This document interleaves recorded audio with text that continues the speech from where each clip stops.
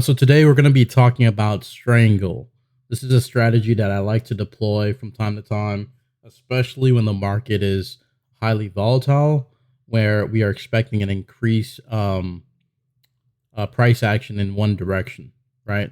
So the way that we identify that, for the most part, using the MomoX system, whether you have it or not, for us, really what that means is that from contraction, where prices are consolidating, right? We are looking for an expansive move following that. Okay. So that's when I like to deploy the strategy. So when I mentioned strangles yesterday, when you see that I'm adding these in, I'm adding it in when and before the breakout actually occurs. Okay. I don't have a idea of when the breakout's going to happen, or I don't really have an idea of the general direction of what's going to happen. Right. I use the system and the studies and indicators to determine the direction. I have a somewhat of an idea, but I never want to assume that that is the direction, right? The reason why we do that is so that we can also think about risk management, a way to mitigate our risk for our play in a direction. And most traders, what they do is that they typically mitigate risk using stop losses, right? So for me as a momentum trader, what I like to do in order to mitigate risk is to go ahead and hedge, which converts a naked call and puts into a strangle. Okay, so just reading off of here what I wrote, strangles will profit when a sharp move happens in one direction and you're holding both call and puts at different strikes. There is unlimited profit potential, right? So how many times have you seen that certain plays, and I've sent this out all in my recap as well, where we have seen a sharp change in direction and that ODT contracts may have gone 500% or 1,000%, right? The beauty with the strangle is that you don't have to be right on the direction. You just have to be in the play. And the whole point of it is that you're looking for a dynamic move so you can get the increased ROI. Okay. So the only difference in my strategy is that I will purchase the call and put at a separate time. I'll show you what that looks like on the chart. So you can see where it's signaling entries for calls or puts. And basically what I'm waiting on is for that dynamic move or that breakout price action to occur, right?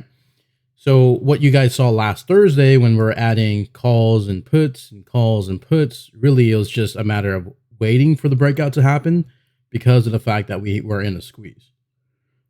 Okay, so strangles typically are a strategy for options that you deploy at the same time. You would buy an out of the money strike on calls and out of the money strikes on puts. Okay. A straddle, you may have heard of straddle before. That is if you're buying the same strike price and you're not unsure of either direction. It's basically at the money on a strike price. And that's what's called a straddle. Okay. You're straddling a single price there. Okay. So the advantage of, the strangles obviously is the unlimited profit potential, but at the same time, you really don't need to understand which direction the market's going to move, other than the fact that there is going to be a dynamic move, right? For instance, we may have an event, okay, and an event that may cause a lot of volatility in the market. You may not have a general idea or direction. You can go ahead and enter strangles because you would think to yourself that we're going to get $2 or $3 move. So for us, right, I'm aware that some of you guys are not aware of the expected move that may be happening in the market. I can share that information with you as well, right? It's not a thing where we don't know. We have what the market makers give us as far as the expected move for the day, so that we can determine that breakout direction is going to give us a significant price, a price direction, right? So what we're looking for again is just really overall a breakout in one direction so that the one leg, whether it's calls or puts, is going to offset the other. Typically, from what you guys have seen last Thursday, what I'm looking for is one leg being over 100%, right? The other leg could be negative 99%, negative 90%, right? What I'm looking for is a net positive, okay? For momentum traders like myself, I'm not looking for being right or wrong. I can care less for that. What I care about is at the end of the day, over the series of trades that I'm taking, am I coming out ahead, right? Am I net positive? Is my winners outweighing my losers? right? Most new traders, when they get started in trading, they are more concerned about how many winning trades can they make. And the problem with that is when you're thinking about having to be 100% right all the time, you may cause a lot of hesitation, right? You may pause and really second guess yourself and overanalyze and overthink. And as we all know, just like what happened with me yesterday, because of that, because I'm thinking about all these external factors, not really playing my setup or my strategy, that may cause me to miss out on any plays. So the reason I'm bringing this up now is because the way I trade is that I like to trade with the flow of the market, right? If the flow of the market's going down, I like to trade it going down. If the flow of the market's going up, I like to trade it going up, right? Because I don't want to miss out on the ROI, okay? Because the ROI from what we know is always there, right? There's going to be an increased amount of ROI in the direction of the trade. And so I want to make sure that I'm there with it as far as where I'm thinking that the price action can go and as far as the price target and price levels I'm looking at. Okay. So when I deploy the strategy, it's a means for me to be in the play, in flow of the market at that particular time. But in case where we do get a reversal off of a big level or a reversal off of the fact that we're still in contraction, which is equate to a squeeze, I want to make sure that I'm covered on both directions. Okay. The beauty with what I do is that I will go ahead and add to the side that's always winning. These are the things that a lot of you have not seen me do too often. I've done it here and there, but what makes it easier for me to identify is obviously off of the signals from the system itself, right? So because I'm in the trade, basically I get a feel for the market. I see price action and the shift in the direction of the market using in its rawest form the contracts itself as a way to identify as a compass towards where market makers are shifting the prices of the premiums, right? So with that, I can enter it into play, not really caring in which direction. And data may be eating into it, but it really serves for me as a compass in the direction of where the market can be going. So that if I need to, if it starts to head in my direction, because keep in mind, we don't have a general direction yet. It could be neutral and we could be losing on theta burn, right, from these contracts. But once we do get a breakout direction and once we do get one side outweighing or winning over the other, that is a time that I can start to add more into it. Okay. The only caveat is obviously I do not like to add into the play that I'm in. Okay. I rarely do that. There's times I did do that, but I rarely do it. Okay. And there's a reason for that. And I'll cover that as well. Okay, it has something to do with, again, the expected move, what the market maker is giving us, and making sure that we're staying within the probability and the money for the trades. Okay, so for me, the Strangle is a way for me to get into the trades without hesitation, a way for me to get into the trades without ever second guessing or second thinking, because I can always grab the other leg, right? I can always hedge my play. Because ultimately my goal is to get that play going over 100%. And even if it doesn't, I can always add to the plays. Okay, most professional traders, they like to add little small positions here and there to get what they call feelers in the market, right? To kind of understand how the market is or how the premium is reacting to the market and the fluctuations of premiums and changes, right? Again, serving as a compass, okay? So in conclusion, when I enter calls and puts on a trade, I have a risk management for every trade. So for everyone here, if you're not entering a trade with the thought of your exits, right? So whenever you're starting out and you're trading, you're thinking, okay, I'm going to enter this trade. But really before you enter the trade, you always got to think about the end result, right? In order for me to risk this amount of capital, I need to make at least this amount of ROI in return. Otherwise, you wouldn't be taking the trade in the first place. Right. So as we're entering into a trade, I'm thinking about, okay, well, I want this trade. And again, I'll show you guys an example on the charts. I want this trade to go from here to a $3 moves up for calls. Right. In that case, if that is my objective, that's what I want. If I plan the trade to go in that direction, then my thought is I need to think about an insurance policy. Right. What if it doesn't happen that way? What if I plan to get to that $3 move? Everything looks correct. Everything looks right. But at the same time, I need to also plan for any kind of risk, right? Any kind of insurance. Okay. Because you may, and like anything in life, plan for something to happen, think that it's going to happen the way you want it, but as in life, it doesn't always happen that way, right? And so the reason for that is because the market in itself is unpredictable. And it's unpredictable because of the fact that we can't foretell the future, right? We're using mathematical formulas, right? Algorithms. We're using all the data that's given to us to determine whether or not this is going to sustain a trend or not. And so for us, we're always making an educated guess. We're always thinking whether or not this is going to work out for us. More times than not, your edge, which could be the system that you're using, is going to give you more correct plays, more wins, more ROIs than your losing plays. But you can never, ever be 100% because you are not a time traveler, right? You guys can't predict what's going to happen in the future. If you are a time traveler, make sure you DM me and then we'll talk, okay? So you want to make sure whatever you're planning, you have an insurance and you have a destination. Otherwise, you shouldn't take the trade to begin with. So to trade without having an insurance is like, again, like talked about, riding, getting in your car and then driving 100 miles and, figuring out like you don't need insurance. And then all of a sudden you got rear-ended and, you're flying off the cliff, right? Without any kind of insurance. Maybe you don't have car insurance. Maybe you don't even have health insurance, right? Maybe you don't have a life insurance. You don't have any kind of insurance. There's nothing to really to kind of save you. Okay. So that's the importance of it, right? I'm not trying to be an insurance salesperson, but if I was one, I would sell you on the fact that you need one for every single trade that you're in. You don't need it. You don't need to use it, but you must have one. Okay. That is the number one thing for new traders to understand, to have some kind of risk management policy for your trades, making sure you have a destination in mind. Okay. So Strangles is an option strategy in which investors hold a position in both call and puts at a higher strike, which we talked about out the money, but it's the same expiration date. Like what we've been doing is 0 DTs. Okay.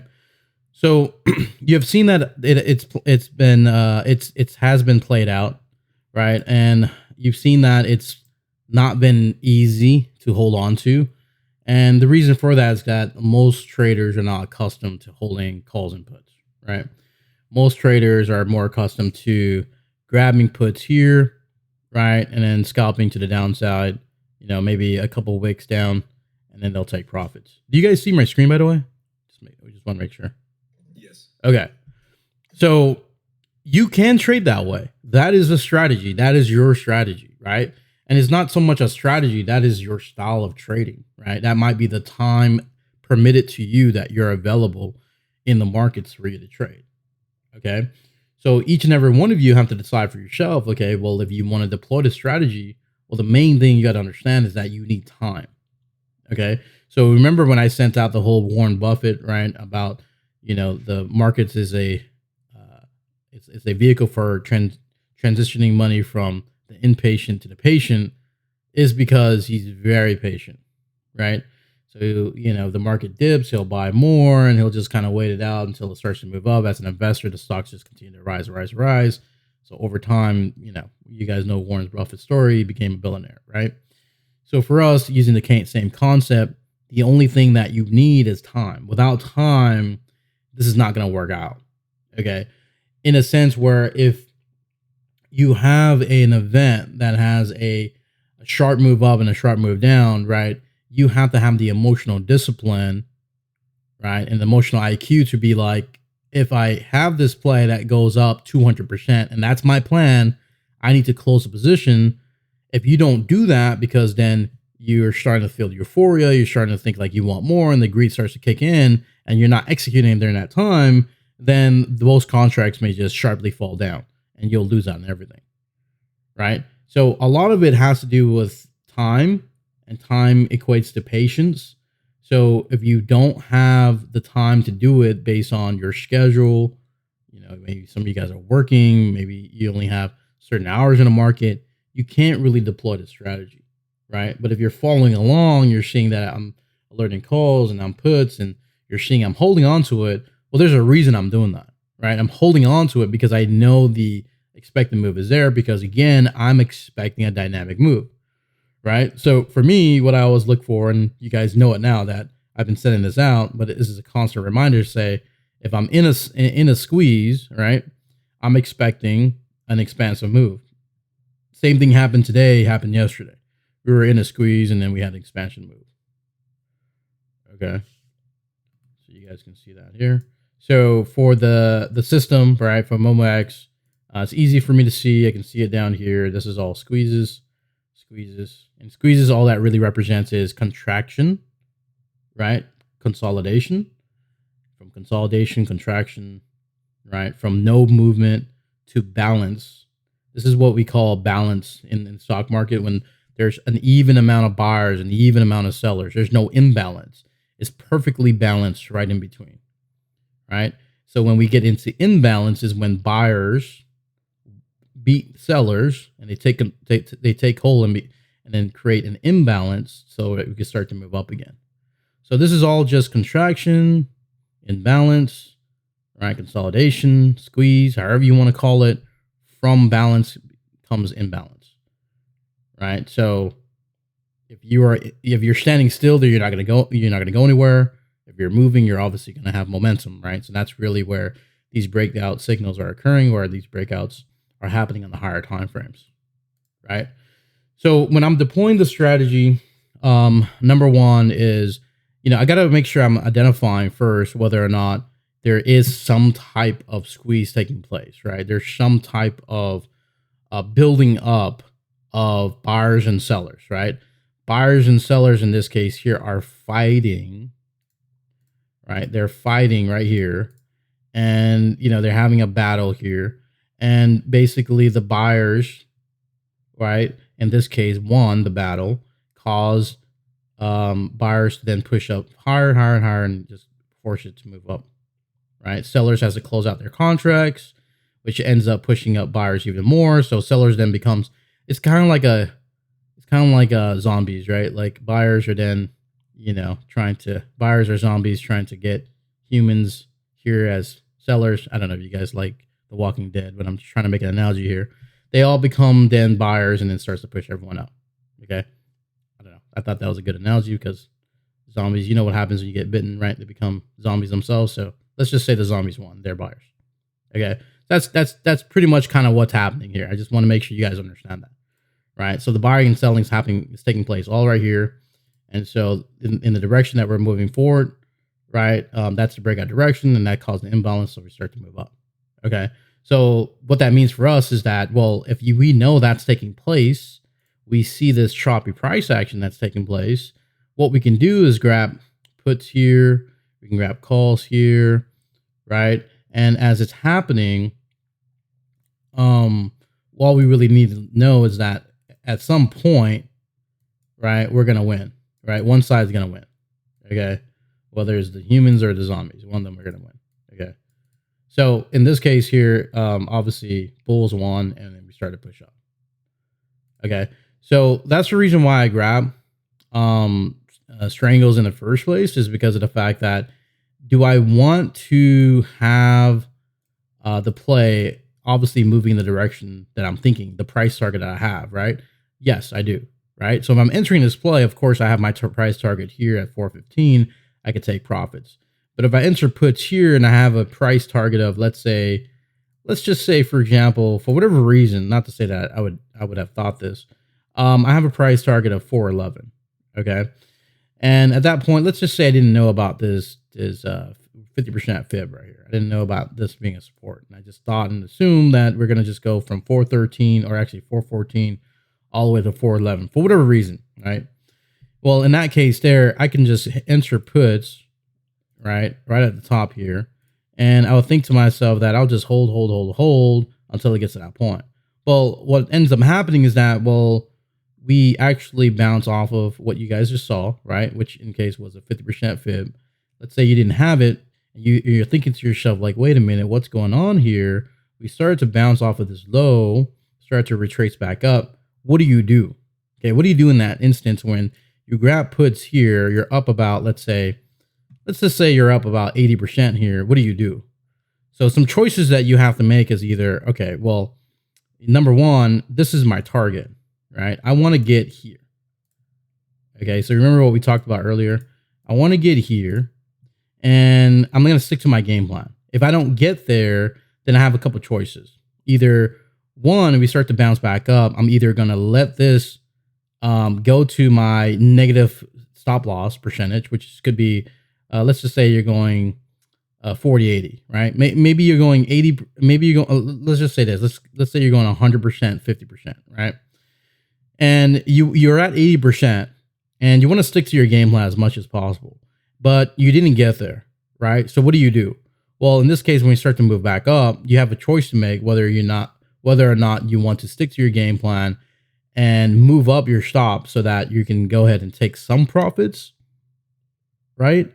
Or you would allow this play to go negative 50%, which is the original plan that you have in the first place, right?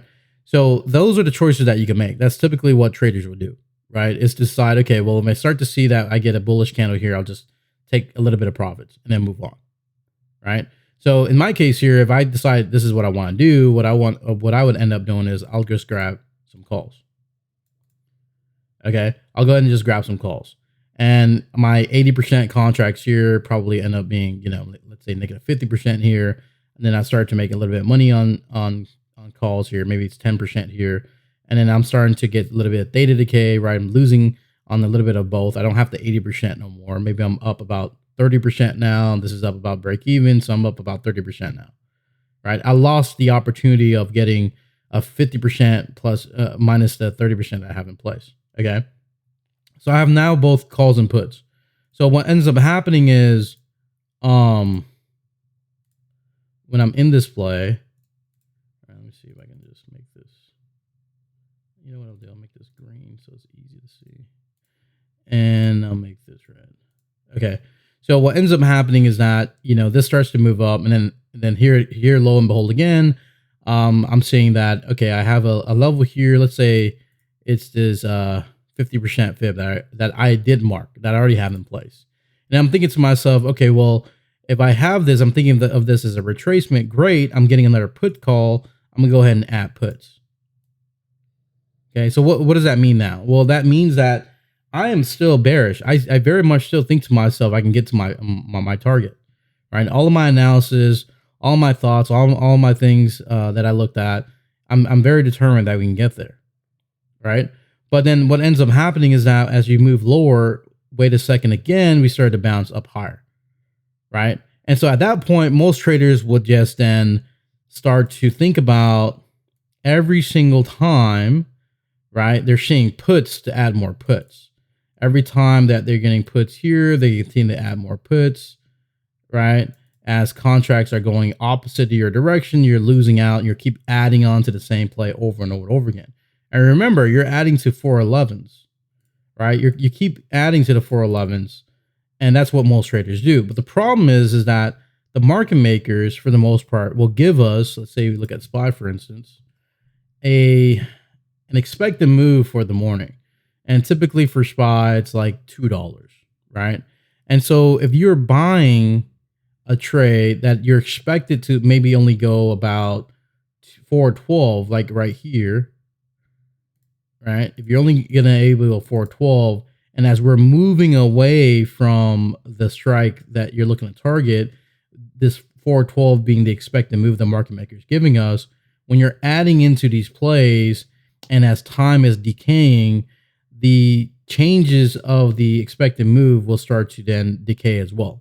So basically, the less time that you have remaining in the day, the less likely of a probability and chance for you to get to that level, right? To get to your destination.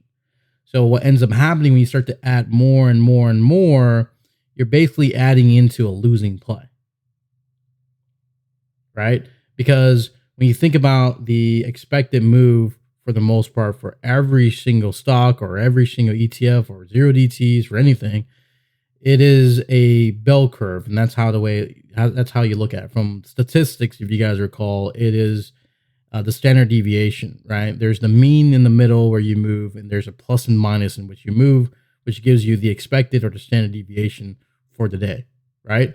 So for us here, what we really want is that we really want to get ourselves in the best possible probability of getting in the money, right? And so instead of buying the 411s here again, right, as your contracts are decaying and as time is eating away and decaying the delta, the probability in the money, you're likely going to look at trying to get the 412s instead.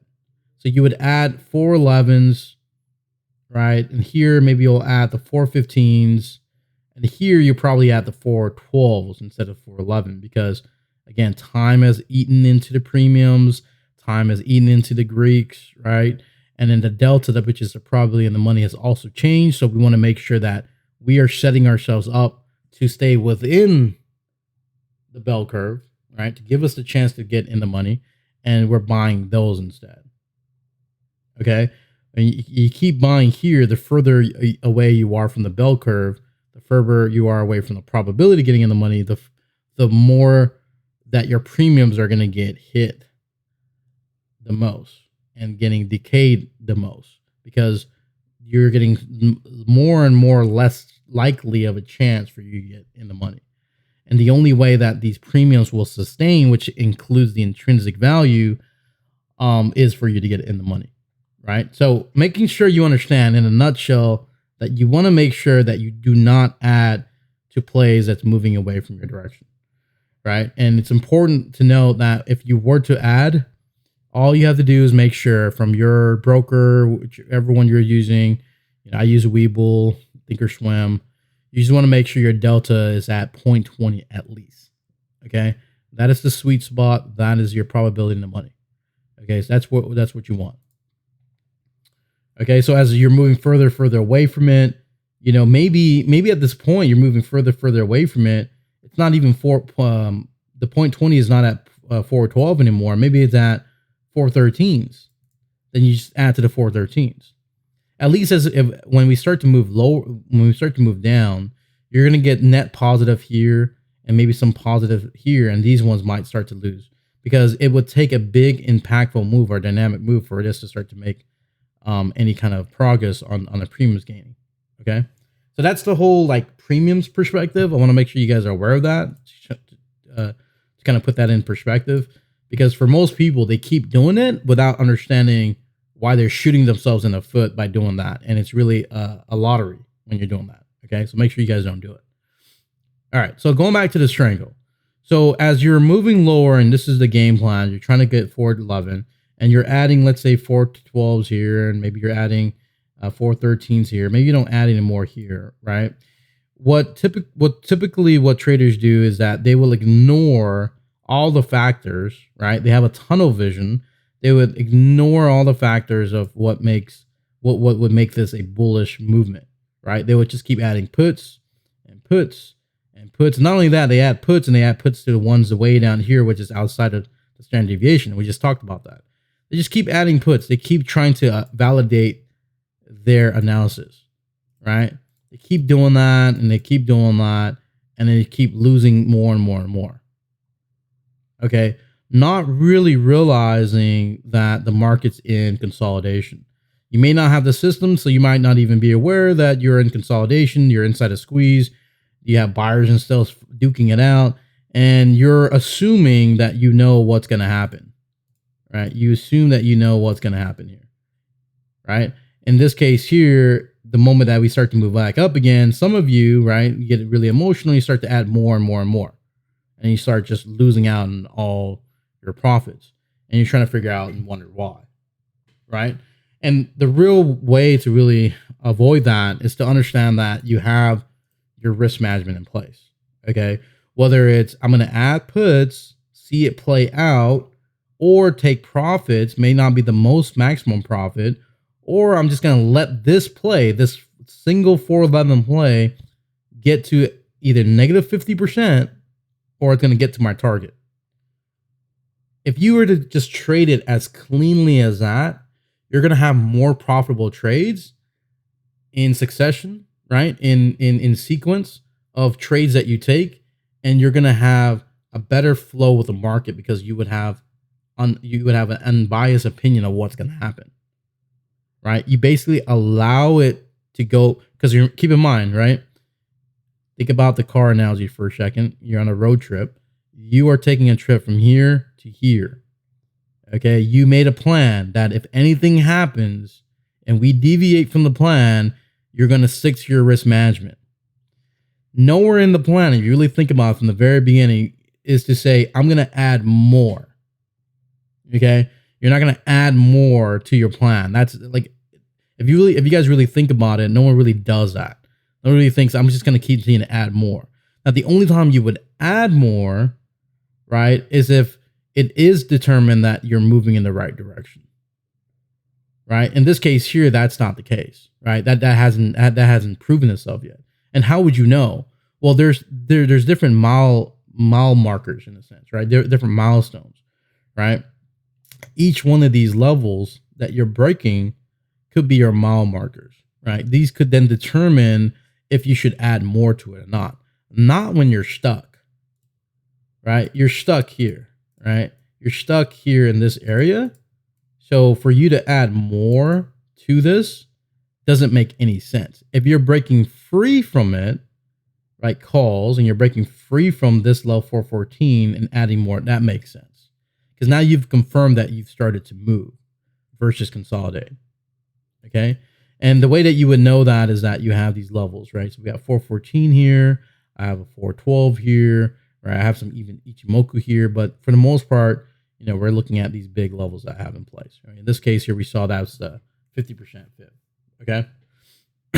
So in the case of strangles, right, I just want to make sure you're clear as far as, sticking to your game plan of risk management. In my case here, I would then add calls. Okay. Because my strategy for strangle, what I'm looking for is I don't care for the direction or really having an idea of what's going to take place. All I need to know is that we're going to break these levels, right? These mile markers. So for us, if we're going to move up higher, I need to go from here to whatever my expected move is. So again, let's just say, for instance, right? You can see even for tomorrow, it's like 3.8, which is pretty nuts. But if this is actually the case, we'll know in the morning because this does get adjusted. This is pretty huge. But for the most part, right? Let's just say is this today? No, this is yesterday. Yesterday was about let's say $3, right? Let's just say $3. I don't think it was $3. I think it was a little bit less than that. Let's go 2.85. Let's do this again.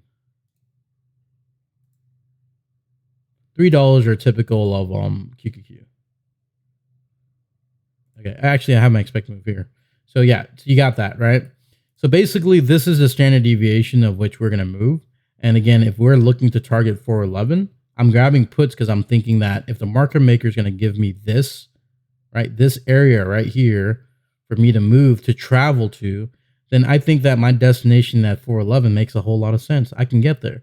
The market maker is giving us that, right? But as we move up, well, what's my destination? Well, my destination could be here, right? I can get to at least 416, right? That's the strike that I can select. I can't select 416.50, so I'm going to select 416, so I can get to there, right? I'm able to get there, but I don't have a clue what's going to happen at this point, because all of a sudden now, the market's now trapped inside the squeeze, which we clearly see, like right here, we clearly see it. You can see all the squeeze forming down here, right? And really just looking at price action itself, it's moving up, it's moving down, it's moving up, it's moving down, it's moving up. When you see this happening in, I don't know, like 30 minutes, I mean, it's a good time to just kind of sit back and relax. Just kind of let the market does its thing. Once again, you have a choice, right? Your choice is cut your puts, maybe cut your calls. Maybe that's the stop loss. You took a hit, you're in chop, and then you move on. You wait for a breakout direction. Okay, that is a strategy you guys could deploy. For me, I am determined that I want to get to one or two destinations. I don't really care which one. I just want to know that I just know that we can get to one of these expected moves, right? So that means that if I do get from this price level here to this price level here at almost a $3 move, then I can get a bigger ROI. And the way that I always calculate ROI, for those of you that are new, I would take the at the money contract premiums and divide it by whatever the premium cost would be, right? So let's just say, for example, the at the money cost was, I don't know, let's say it's $1. Okay, so $1 is $100, right? And can someone put that person on mute? Divided by, let's say the contracts cost 31 cents, right? I would take the at the money, which is $1, divided by, let's say 31 cents. And that's 322. So then minus 1 for the contract itself, because you're not going to include the contract itself because you want the ROI what you got. So that's 222%. So that I know if I can get from here to here, right, which is my 416 premiums from here, I can get 222%. So because I know the ROI for me to get to my destination, it makes a whole lot of sense for me to continue to deploy this, because then I know that one side, if this contract gets me 200% and my puts gets to negative 90, negative 100%, I'm still up 100%, something percent, right? So that's the reason how I know. Give me a second.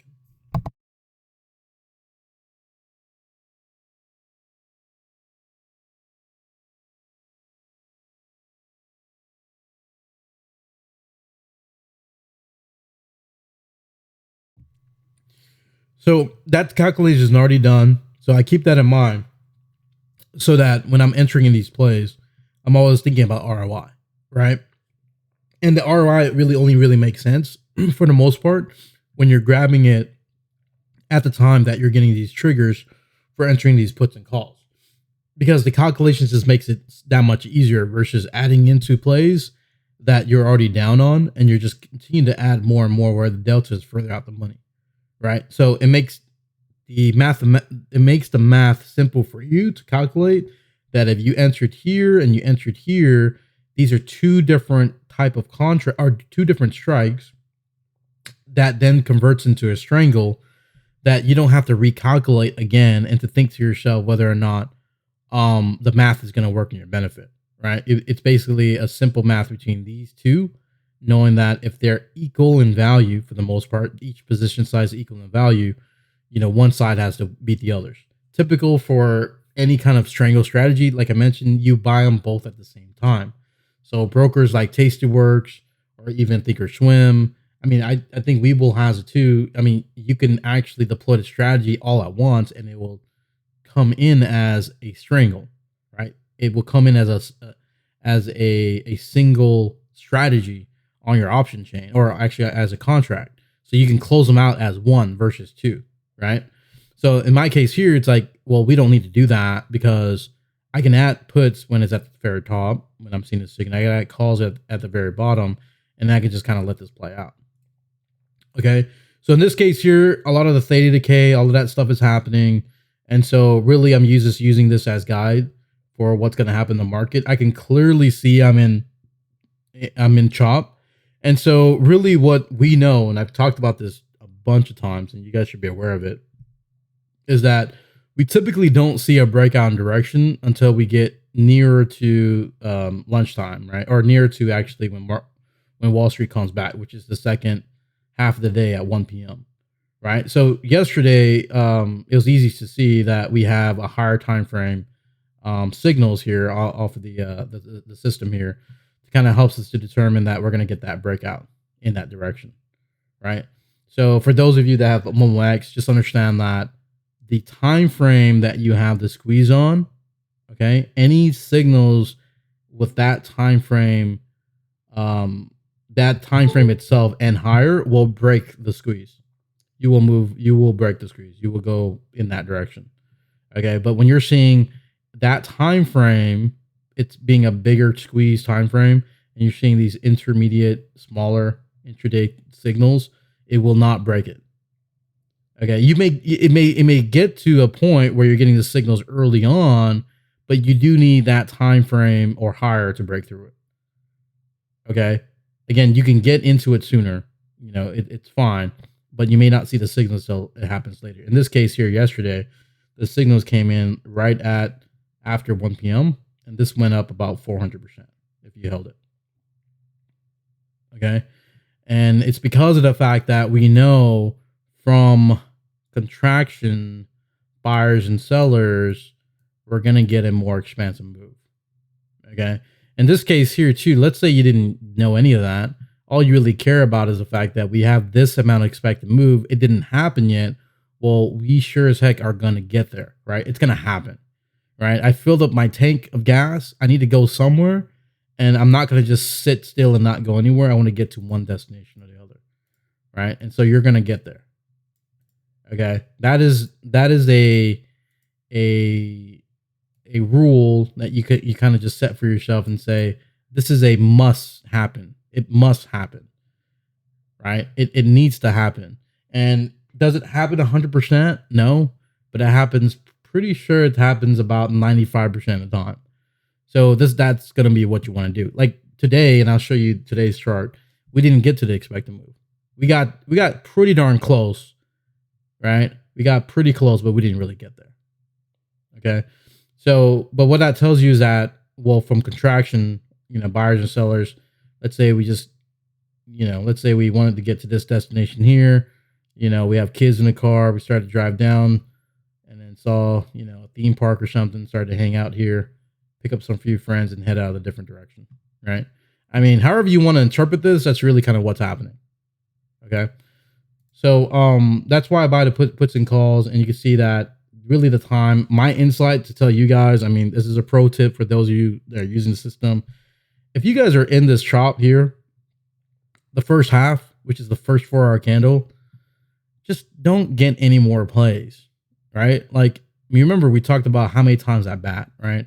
If you're getting into these plays and you're in chop and all that good stuff, and you're really not, trading in the direction or even have a plan, maybe even use a strategy of using a strangle at all, it requires you to have patience, it requires you to have the belief, and it requires you to have the experience in order to do it. But at the same time, using this information here, I would say just wait. I had messaged some of you guys like DMing, like, I got caught up in chop, and I'm like, well, then wait until chop is over. Well, how do you know? Well, for the most part, we have it labeled right here, where I said that this area right here is more the low volume period, right? This is where Wall Street goes to launch. Okay. So you really don't want to trade inside of this where there's weakness. Also, when you see a squeeze, and plus you don't see any higher time frame signals. Okay. So let's move on to today. I don't know how much time I have left. I got 10 minutes. All right. So today, for instance, again, a lot of choppy price action. Off the morning, however, we did see that we had a 4-hour squeeze. The problem with, not the problem, but the thing with this 4-hour squeeze is that it's nowhere really near the price action of where the market was open, right? For SPY. So you really had room to run to that point, which is right here, this sliver of gold at the top. So you had room to run to that area, right? In this case here, we didn't really get to it until after we broke out, right? So in this case here, what I would do in order to deploy the strategy is, again, keeping this in mind, you're going to be aware of the fact that you have a squeeze, so you have an intense dynamic move that's going to take place, right? So with that in mind, you're going to make sure that you're marking your expected move, right? So in this case here, again, I think I did mark it right here. Expected move is about 419, right here, 418.90. And then 410.71, right? So when you saw that I grabbed 419s is because I was a little bit overzealous wanting to think that we can get to 419s, right? That's what I wanted. So that's why I grabbed 419s. Okay. And they did become profitable. Could we have averaged down and added to it and do all that, right? Yeah, we could have. But the closer we are to expiration, you can see that if I had just the 418s, even if I had the 417s, the ROI of my 417s as we're getting in the money, as time and premiums are running out and the decay is happening, I would be holding my premium values in the 417s and the 418s in the money a lot better than my out the money 419s. These contracts will drop as fast as you can say it. Like, it will drop dramatically as we're entering to power hour, right? So that's the risk that you're taking. But if these contracts are in the money or close to it versus being further out the money, you can be sure that these are going to hold a lot more value, right? So you don't have to buy things because the expected move is that far out. Your job is to get it in the money, right? Because you want to hold value to these contracts and not get burned, theta burned by as much as possible. Okay, so in this case here, really there wasn't any intraday squeezes, right? We had a move down, held over 415 again. Whenever we have big levels here, there's buyers and sellers battling each other out, right? You know, every time we push lower, we're gonna come back and retest and come back and retest again, and you know, then buyers took a hold of it and start to move up, right? So we're aware of these big levels. So for us, it's all a matter of, okay, well, which direction is buyers gonna win or sellers gonna win, right? We really don't know, and to assume otherwise is to say you can predict the future, right? Do you have a good idea? Yes. So for me, it's like, I don't really care, right? Like, I just care that I'm in the play because I care that I'm going to get to either here, somewhere around here, right? And somewhere down here, right? That's what I care about, somewhere down here. And because I went ahead and calculate the expected move of at the money at, let's say, 418s, 419s at my current price, that's about 300%. I'm going to take that play all day, every day. I'm just going to hold calls and puts because I'm going to wait for that to happen. Now, if you're not waiting to get to your destination, let's say you're here, right? You fill up the gas tank, you're heading down south, and, you know, you want to go to the beach, and, you know, you just like, you know what? I just don't, I changed my mind. I want to do that, right? Maybe you're fighting in the car with your wife and kids, and they want to go a different direction, right? Like, all this stuff is happening, and you guys are just driving all around town and you can't figure out which direction you want to go to. Well, in this case here, right, like, some of you guys, you know, just had enough. You didn't want to be in the car anymore. You jump out the car and you're just like, I'm done. I'm just gonna abandon this trip, and I don't want to get to my destination, right? So you lost some gas money, you lost your wife and kids, and that's it, right? Like, that's how you should see it.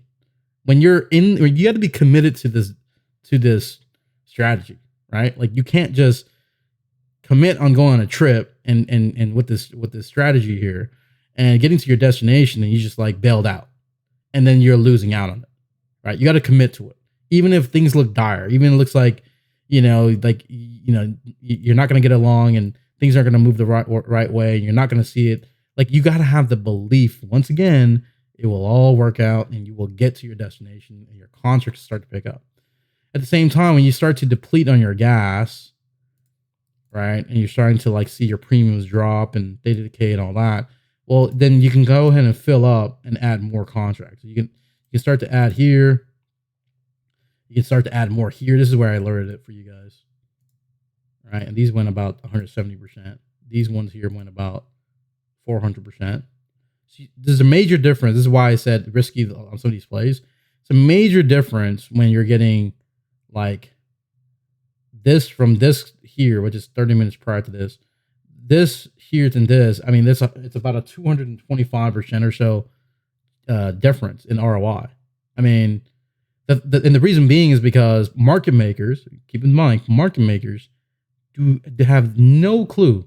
They don't have any clue. Okay, much like you and I, we just know that we have a destination. They have no clue which direction it's going to go. Okay, they don't. And so the premiums, as you're grabbing it while you're in a squeeze, which is the gold bands here and the gold here, are very, very cheap. They're low. Market makers have not determined the premiums for them yet. That's the reason why when you're in Strangles, you would see that when you're seeing a spike in direction, all of a sudden you're starting to become more profitable, right? It's because the premiums are adjusting. The market makers are adjusting the premiums as it's moving. The implied volatility starts to pick up. But when it's sharp like this, your premium starts to drop Okay. And it doesn't move. There's no direction. So it starts to just eat away on it. But when you're buying it before it actually starts to then actually have a direction, the market makers determine that I need to set a higher premium on this. You're getting in at a very, very cheap, low price, right? Because it doesn't look like that much. Like not even, I don't even know this is even a dollar move. But, again, this is like 170. And this is like 400%, 400 plus. Big, big difference. So you enter here, get in that early, then you enter more, and you can fill up the tank and get in more, and you just keep adding to it, right? I know some of you, I know Cross, he added here, he got 100% here. So you could have added here, could have added here, could have added here. But here's the thing, when you're adding here, right, you may be looking at getting, I don't know, 4/17, okay? 4/17. And then you're adding here, you may be looking at getting 4/18. Okay. I mean, you're adding here, maybe you want to get 4/19. And even though you get 4/19, this move right here, right, as it's moving up, it's spiking up, right? And I believe this is at a 50 SMA, 50 SMA weekly. As it spikes up, you're going to get your premiums. You didn't have to get to your destination. Maybe you wanted that. But if you started to enter here at a very cheap price at 4/19, you're going to get a spike in these contracts. I'm pretty sure these contracts, if you did that, would have gone at least 150% because they're further out. They're super cheap. It came from balance to imbalance, starts to spike and breaking out. Right. So you can see how we're adding different strikes so that we can attain the higher ROI. So the higher the out the money price strikes, or the higher the out the money strike, the further away and the fastest that you can get to it, the more ROI you'll get. Go back to this video, rewind what I just said, and you'll understand what I'm saying. Okay. For most of you, maybe you need to practice, and then you'll be able to see, because you'll see the fluctuations in the contracts as it's all happening. Okay. So again, for Strangles is all about just understanding you have a destination, and if it doesn't get to your destination, you're adding it. So for some of you, if you're adding calls and you're adding calls here, and then you want to get to 4/19, some of you may look to take some profits and trim, which is perfectly fine, right? You got some mile markers here. You want to take some profit at these levels. That's perfectly okay. Some of you, instead of sticking to your strategy and you may want to just abandon it because you really want to get 4/19, but you can't hold on to it. Some of you, instead of taking or not taking profits, you can go ahead and strangle, right? You can go ahead and add some puts here, right? So as you're adding puts and you have these calls here, what ends up happening? Well, you're still in flow with the market. You're still moving up. You're hedging your calls that's now depleting, but your puts are going down. But as you're starting to consolidate more, these then get into theta burn. But the beauty with it is that now you can add more calls. And we just talked about how these could be 150%. So at this point, do I care that this one is now my other side strangle that might be losing value at negative, I don't know, 80%, while these are going 150, and these one now are increasing to another 200%? I don't, right? I really don't care, because ultimately my goal was to get somewhere near here, right? I'm sticking to my game plan. So here is just my insurance, right? That's just part of my strategy. You do not have to do that. If you're profitable here and you're up 200-300%, we'll take it, right? Like there's no reason for you not to do that. And I do. I'll take it at 200-300%. But I may hold some runners, because if we start to move lower and then come to bounce back, I'm going to start to add more and more again, right? Because I'm seeing that breakout direction happen. So make sure that when you're deploying this strategy, you see that I'm doing it, that the reason I'm doing it is because we're here. Okay. And in any case, like, even if, it may look like, well, this looks obvious, Clark, like we're moving up, and, I don't know why you would think, right? There's always someone that'll ask that. I don't know why you would think that we can't just come down here. Well, I just talked about it, right? Like, we don't know, but we don't have to deploy it, right? We don't have to deploy it. The puts, if you don't have to, right? But you always have to have that in your back pocket, right? You always want to do that, because at the end of the day, I will not accept right? Per my strategy, a lower ROI if I know I have a destination in mind. So these contracts here that are losing value, that may not be gaining any value anytime soon, I'm just grabbing new contracts. I'm just treating it as, here's the first half that may not be doing well, and I'll just get new contracts for the second half that may actually do even better. And at the end of the day, the net positive. You guys have seen me, throw out my plays and percentage and all that before. I'm positive for the day. I'm not worried about being right or wrong at every little detail, because at the end of the day, I have a destination that I want to get to. And that's just really trading with alongside the market and with the flow of the market. Okay. All right. So I'm at the top of the hour now. I said I'll try to finish this by then. I'll take a few questions here. I know I went over a lot. I try to make it fun and give you guys some analogies and everything like that. So hopefully that starts to make sense to you. Is there any questions for anybody? You guys can get off of mute or type it in chat right now and I can answer it.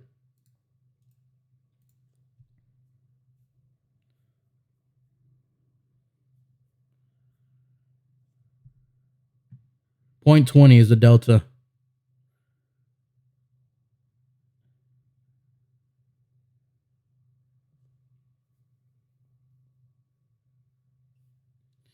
In order for you to do this the way that I do it, you have to be okay with adding puts and calls as long as they become the 0.20. And you have to have the belief. Remember, you have to have the belief that you're going to get to your destination. Okay? And you probably see me do that once or twice, add to the same contracts. The last thing I want is to add, let's say for today's example, I think we had the 419s, right? I think at one point, wasn't it down like, I don't know, 70%, right? Or maybe even more. Like, the last thing I want is to add more into that position, right? Because that there, I think it was at 0.10 delta, at a point. And what I would rather have done is just grab the 418s, which I was already in, which is the reason why you guys got the 419s, right? And then I alerted the 418s because it came down slightly. So then you were able to ride that momentum. Okay.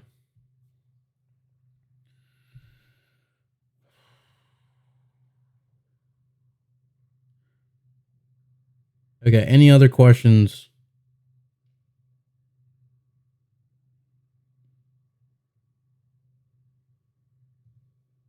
Okay. So again, the trick to everything here, if you're to practice this, you could paper trade this, you could practice it. Number one, the key element is you must have and must know there's a dynamic move. For us, we always talked about the tigers, right? This is the tiger here trapped in this cage, and we need to see that it's going to release. Okay. If the tiger is still in this cage and the cage is big, a big cage, let's say this is the 4-hour here, then we're going to get a more aggressive movement inside the cage here, right? Or more choppy price action inside. So just understand that's how we can determine that there's more aggressive price action. At the same time, what's nice about it is that if we don't have one like that, if we're outside of the bands here, that doesn't mean it's a bad thing. That just means that we'll have a cleaner price action movement, right? Like here we can just have straight shot down, right? Like that's all it really means. Okay, so as long as you understand where the expected move is, you'll be good. And again, for me or for anyone to really understand is you should feel really, really, really good if you're in plays off the morning and you're starting to see chop. Okay, I want you to feel good about it. I don't want you to feel bad. Feel good about it. Okay, the reason I'm saying that is because you should be thinking to yourself, that means I'm going to have a big, gigantic second half. Okay. If you think that way, right, you're going to do well.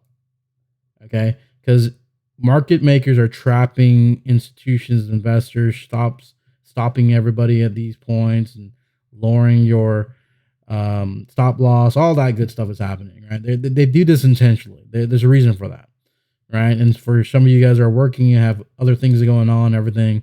You want to make sure that you're not caught up in that. You can get in it. It's fine. You want to take advantage of it. But just know that, if it doesn't work out, it's okay. right? Just make sure that you're taking advantage of this. So it's like the question you got to ask yourself is if you're losing more times than not in the beginning of the morning, and I think we've been having this for the past 3 months now. The second half of the day has just been more phenomenal than the first half.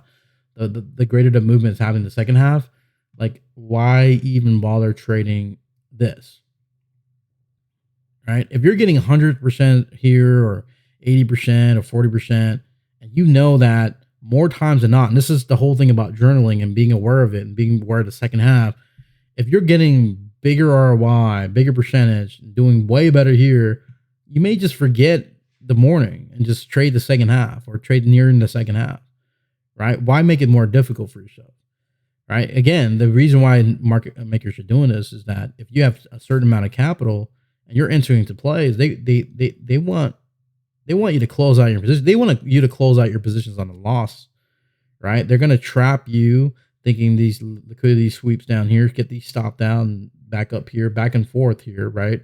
So that you're not in the play as it's moving up, right? That's all the market maker is trying to do. And it's going from these big levels to these other big levels, right? And so you don't want to get caught up in that. And they're intentionally doing that for you to lose money.